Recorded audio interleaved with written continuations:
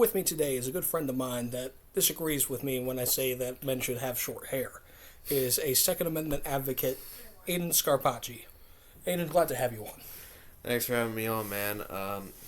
Yeah, it's gonna be a lot about the Second Amendment to talk about, and also the viewpoint from someone like myself who's younger, and versus the viewpoint on the Second Amendment of someone who is a little older than me. So first off, the Second Amendment was written as a way for us to be able to defend ourselves against a tyrannical government. So, what about what the left says when they say it's just used for hunting purposes? That is completely false. That's just kind of like an added-on thing to be able to have a firearm, but it's not meant for just hunting or self-defense. Even in that matter, it's meant to protect from a tyrannical government if they were ever to try and take over, trying to tell you what to do, and try and steal away your freedom. All right, yeah. And another viewpoint that the left also likes to use is that they say that only militias can own firearms because of the Second Amendment. It says right to militia, and they automatically assume that it only belongs with the militias. The thing about that is, the militia is the army that is made by the people.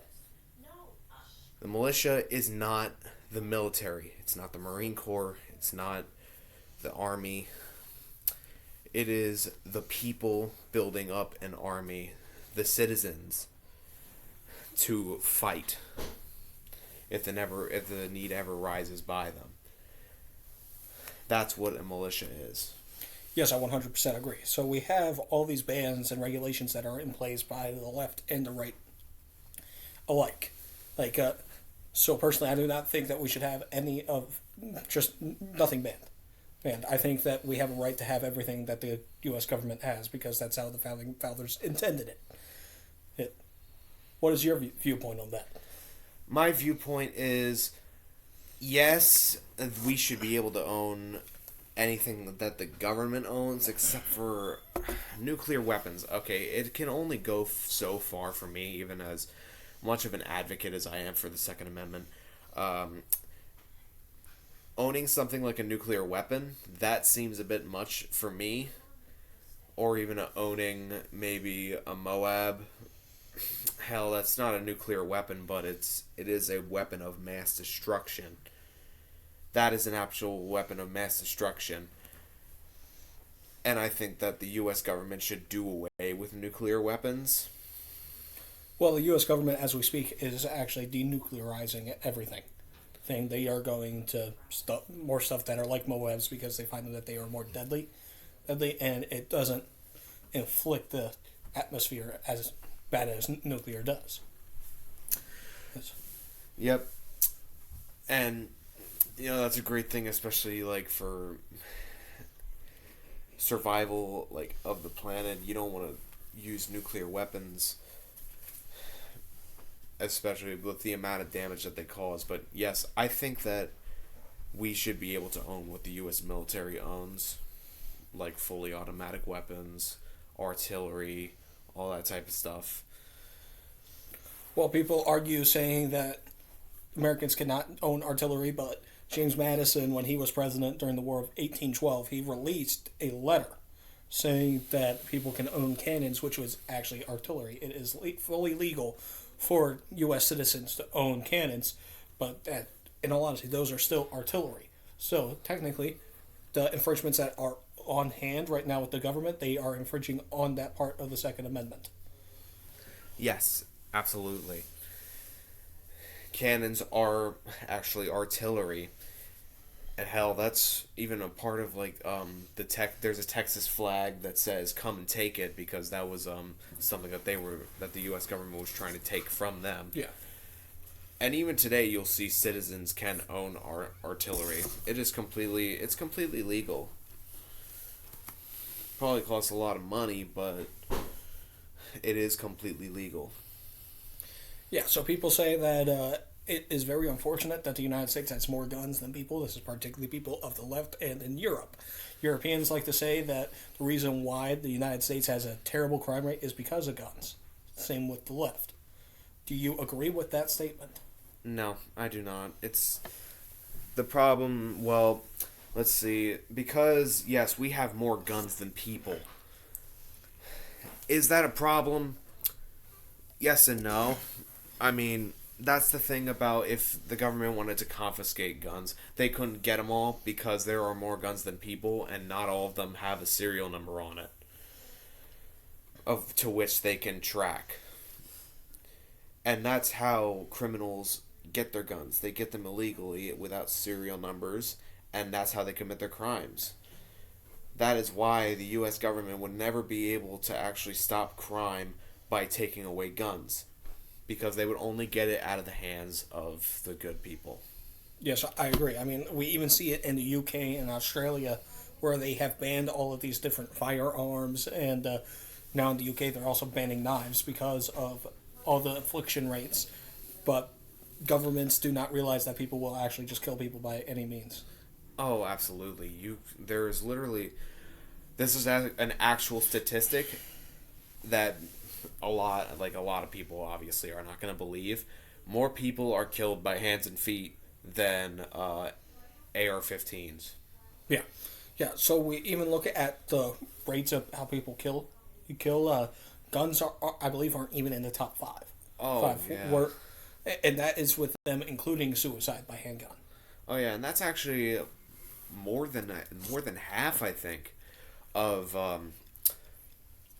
gun deaths would be by suicide, or the other big majority of gun deaths would be by gang violence in inner cities. It's not actually by like mass shootings. And by the way, a mass shooting is the classification of a mass shooting nowadays is the killing of 2 or more people with firearms. Yeah.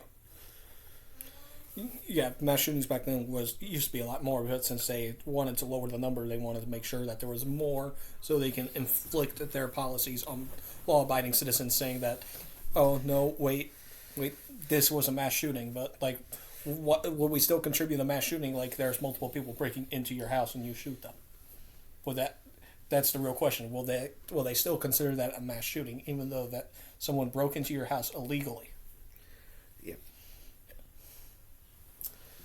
Yeah, and here's another thing I wanted to get on about assault weapon ban. We had one in this country for 10 years. Yes, the now resident Joe Biden actually proposed the assault weapons ban in the 80s and 90s, and the crime rate actually went a bit. It was actually was already going down, but when that ban was actually in place, you saw it go up a bit. Yeah, because even with that assault weapons ban, all right, the assault weapons ban was based on weapons with cosmetic appearance, evil cosmetic appearance, and the crime rate actually went down when it did get taken out, and the Connecticut shooting happened during the assault weapons ban, and every weapon that was under the assault weapons ban that was being used would be legal. Right. So that just proves that it would not have stopped any mass shootings from happening. Yeah. So there is another assault weapons ban in Congress right now, and it's getting filibustered at the moment by the Senate, because you need, I believe it's 60 votes to actually vote on bills in the Senate. And so this one is so iffy that like anything can fall in under the assault weapon perspective, because like they basically say anything with like a pistol grip is an assault weapon. Oh yeah, anything nowadays that they want to call an assault weapon. By the way, assault weapon is an absolute made-up term. There's no such thing as an assault weapon. Any weapon that can be used to cause harm can be classified an assault weapon, but their classification of an assault weapon is pistol grip, maybe even collapsible stock, of so-called large capacity magazines, which, by the way, 30 rounds is a standard capacity magazine. Yes, I agree. Even under Trump, there was the bump stock ban that he proposed, and that got shot down by a federal judge, and it wasn't in place. Do you think President Trump was right doing that? No, because yet again, it was it's just another thing taking away from good people. And by the way, bump stocks, you can make one with a 3D printer. Yeah, you can basically make anything with a 3D printer nowadays. You can literally print off gun parts now and make your own gun. Yeah, you can make your own gun with a 3D printer, so it really won't matter. Because if they want to say, oh, well, we're just going to ban 3D printers, can't do that. Because that's how a lot of things are made nowadays. You can't just ban that or even like put licensing on it.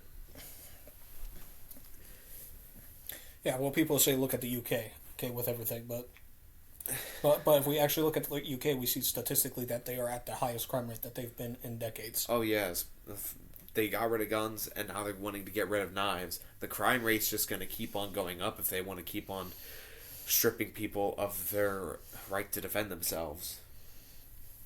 Yeah, I agree. I mean, like we see these people that are in different countries that gave up their rights to own firearms, like in New Zealand and Australia, and they're telling they're telling the American people, do not give up that right. Oh yeah, the people of Canada as well. With what's been going on in Canada, Justin Trudeau has been introducing ban after ban after ban. First, it started with his assault weapons ban, and we were saying that after that happened, we're saying they're going to get pistols next.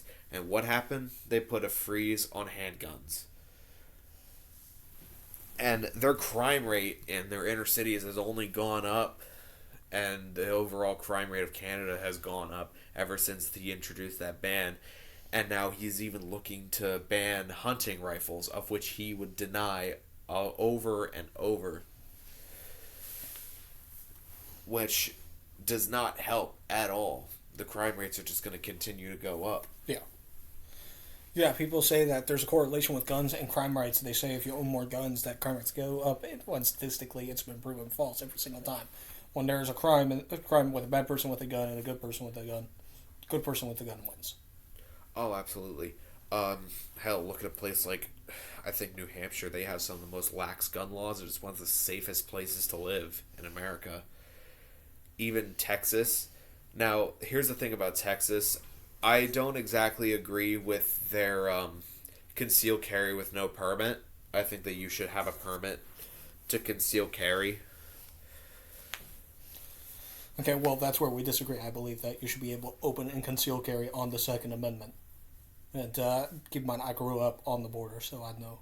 I've seen stuff. Yeah, you have grew up on the border. I grew up in Pennsylvania. I grew up on the East Coast. But yeah, that's like, I think that's the only part where we would disagree is I think you need licensing for concealed carry. But open carry, go right ahead if you want to. I don't agree with open carry because that's putting a target on your head.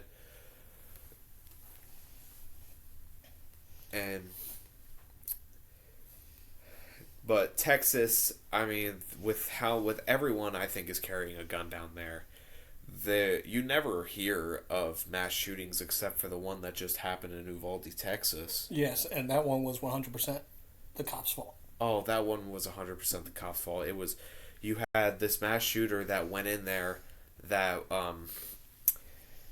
he shot up that school, and then the cops took over an hour to get in there and take him out. And when all these liberals and all these anti-gun people want to say that we should just keep implementing more and more gun control, it doesn't help. If anything, why don't we start enforcing the ones that we already have? If we would have started enforcing the ones that we already have, then we would have stopped that Uvalde shooter. Yeah, he wouldn't be able to get a gun legally in the first place. Yeah, because if you look at his past, he showed so many red flags of being a psychopath. Yeah. He should have never had that gun to begin with, but he somehow bought it legally.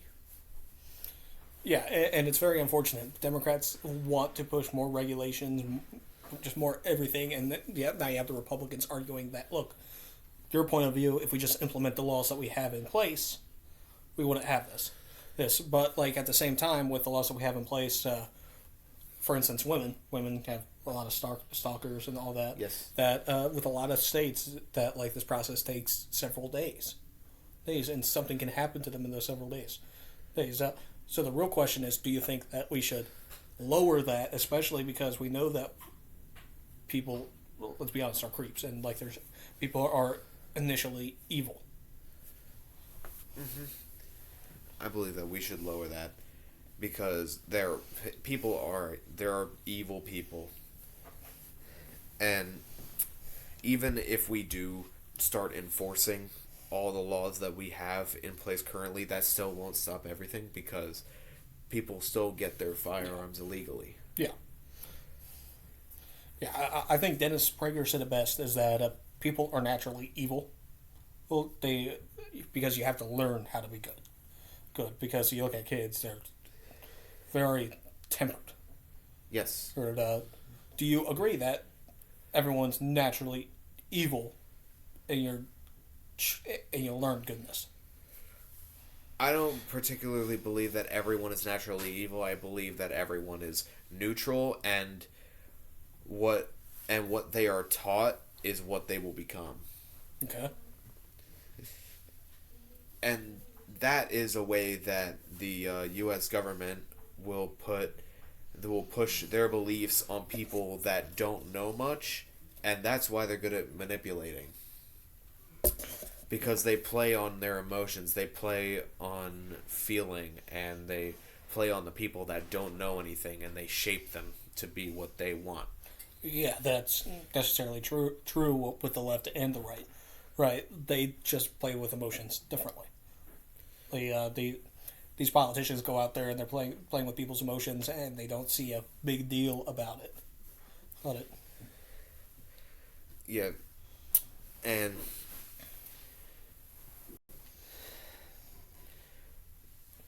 that's how they've gotten all the laws that they've gotten in place so far. Because remember, like I said, it's about feeling safe is what they always say, and actually what the governor of Chicago just did, and Illinois, they're not allowing any of their people to own these so-called assault weapons because he said, this is for the kids, I want you all to feel safe. And Chicago, for a while, for the longest time, you couldn't even own a gun at all in Chicago, and it's one of the most dangerous places to live in the world. Yeah, I 100% agree. It's definitely one of the most dangerous places to live. There's a reason why it's called Chirac. Let's be honest. So, Steven Crowder has told the conservatives in Illinois to flee Illinois. Do you agree with that? Yes. It's so dangerous up there because, and also you're not allowed to defend yourself, basically. Yeah. So people also say like we need to get rid of stand your ground laws like the West has, as that's basically like when someone's threatening and like they're on your property, you can shoot them for self-defense. In Maryland, you're even if the person breaks into your house, and if they don't have a weapon and you don't see like a weapon on them, it's illegal for you to shoot. Yeah, that is not good. Like that, I believe that stand your ground law should stay in place for every state because that will also decrease crime rate. Yeah. Yeah, I mean, like we look at these conservative states, and people go like, well, the crime rate's higher, but like if you actually look at the demographics where the crime rates are, it's in those blue areas. Oh yeah, and that's the thing. In all of the Democrat areas, you see it specifically with Democratic states, like highly Democratic states, and highly Democratic states. It's all the same, high crime rate, but not allowed to own firearms to protect yourself. Yeah. Yeah, I mean, like we're seeing what's going on with California. The crime rate got so bad there, even with like the looting and all Yeah. of that. It's basically legal to loot anything that is like under a grand. Oh yeah, and even the sheriffs are telling people to get out of California because it's so dangerous. Now, do you think California is too far gone? I would say yes, but I don't think that any state is too far gone. I believe that there can be some way to turn things around. I believe that they can redeem themselves and become a safer state with better laws. So you're more of an optimist when it comes to that, if anything. Yes, I'm more of an optimist. I like to see that we can grow from this and continue to get better and better. Yeah, I necessarily think that California is basically too far gone because it is not the state of Reagan anymore. Or you look at it and it's eerily similar to these socialist and communist regimes now. Now, so like at that point, it's like, where is it going? Yeah, and I can see that. I can see how you would think it would be too far gone. I mean, yeah, it's no longer the Reagan country or the Reagan state, but I think it can be turned around. There's only so far. It can only go so bad until it gets to a point where things can get turned around, in my opinion. Like, didn't Oregon also recently get like a ban? Yes, I believe so. And there's actually a movement in Oregon where like the western half of the state will secede and go to Idaho. It's called the Greater Idaho Movement because the western states feel like they align more politically and ideologically with Idaho. Yes, and this is something we actually talked about earlier about states that they can secede and they can split. Yeah. Like Texas, if they wanted to, they can split into like four different states. Yep. Depending on like what they believe and what they see fit for like laws, they can split. Yeah. Yeah, I definitely think that it is a better way to do things. Things having states being able to do this because like we've gotten so concentrated in like these areas now that like other voices do not matter. Oh yeah, that's also another problem with like electoral college is just like it really matters where you win, like where these presidents win when they go at it, because they want to win, like the Democrats will want to win everything blue, and they want to get the biggest states, which usually can be blue, because it doesn't matter if you're a conservative living in a very liberal area, your voice isn't gonna matter. Yeah, yeah. I mean, I even say the same thing with liberals living in conservative areas. I mean, like it's the same. Like I personally don't think that your voices should be pretty much silenced by just one party rule. That's why I say that Nebraska and Maine have the correct way for the electoral system. But another question for you is so we take a look at Florida. Florida was a very purple state. And now we look at how DeSantis is running the state and how red it's gotten. Gotten, I DeSantis is the success story of the Republican Party at the moment. Oh yeah, DeSantis, like he went in there and Florida they turned very red, and now they're pretty free state, I think. And DeSantis he's running for president. Honestly, I think he is going to end up winning. Yeah, I 100% agree. I would love to see DeSantis run, but like we will not know until he says something because he is focusing on his state, and that's what he should be doing right now. Yes. Would I like to see him run for president? Yes. Do I agree? Do I agree with everything that he says? Probably not. just like Donald Trump, I don't agree with him on everything he says. I don't like the guy. Yeah. Yeah, this is why, like I said, look, it's good not to 100% agree with a politician on everything. Yeah. This is why I say you need to vote on policies and not the person. Yes, And you need to vote on that is true. You need to vote on policies. Yeah. So, Florida has a bill in right now that would have, I believe, open and concealed carry Second Amendment. Yes. Amendment. So I think it's a matter of time when it just gets passed by the legislature that we're going to be seeing the numbers rise up in Canada, well in freaking Florida even more. Like we're going to see a lot more people fleeing to Florida, and we're going to see Florida actually gain electoral seats in the near future. Oh, absolutely. Because you're gonna see all these people that want to flee from, like, all the people from the red side are gonna want to flee to Florida because of the policies, and concealed carry and open carry should be legal in Florida, which in my opinion could just make it all the more safer to live there. Yeah. Because that is, like I said, the trend is more guns, more gun owners in one area is gonna be making the place safer, because that is not where criminals want to go. Yeah. Criminals want to go to areas where there is no guns, so then they can do whatever they want. Yeah, I mean, and that's why we see California redoing what they call felonies and all there, because they know that they're screwed.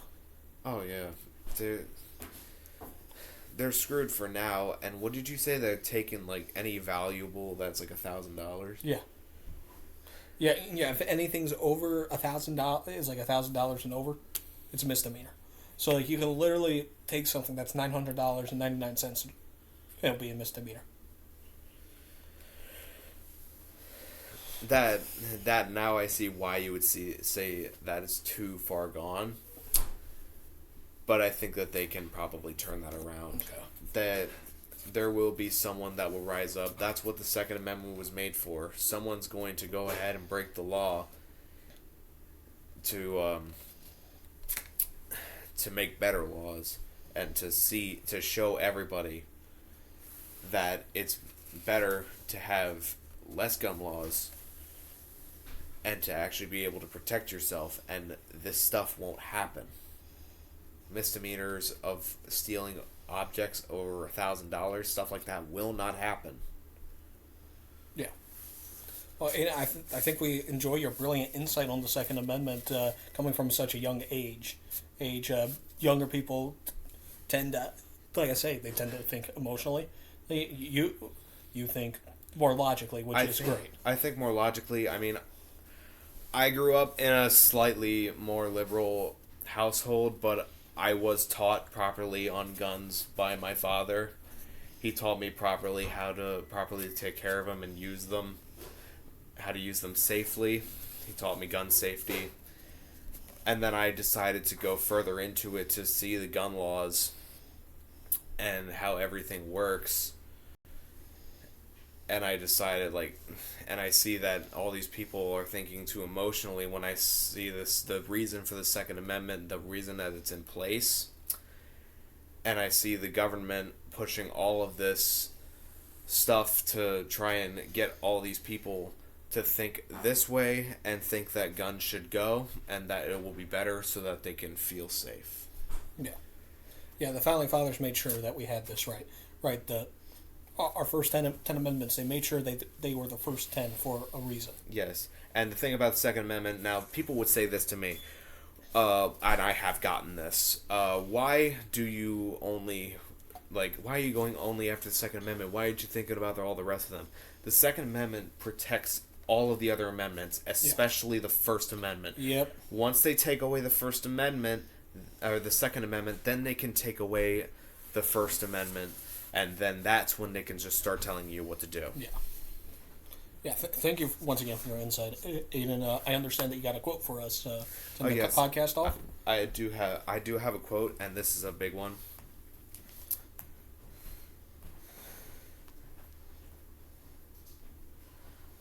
And this is from James Madison, the writer of the Constitution. Knowledge will forever govern ignorance, and a people who mean to be their own governors must arm themselves with the power which knowledge gives. That is why I advocate for the Second Amendment, so people will know what it's actually for, what the government is trying to push, and why you should not listen to any of the stuff that they say about like assault weapons, because it's all made up stuff, and that's what they're trying to push. They're trying to feed on all your ignorance and your emotions, so then they can get what they want. Yeah. And then they can, once they get that, they can tell you what to do. And also, once your Second Amendment is gone, you're not going to get it back. Look at Canada. Look at Australia. Look at England. Australia, they gave up their stuff. After that one big shooting, they just said, all right, give us your guns, and they gladly gave them up, and now they don't have a Second Amendment. Yeah. They don't have the right to defend themselves. Yeah, so the thing is with those countries is that they did not have that right to begin with. Never, that's what makes the United States so great, is that we have that right outlined in the Constitution. Yeah, they never had that, but that shows us why it's important. Yeah. All right, guys, that's it for now. To join the fight, please go to stopbigcon.com. That is stopbigcon.com. Thank you, and God bless.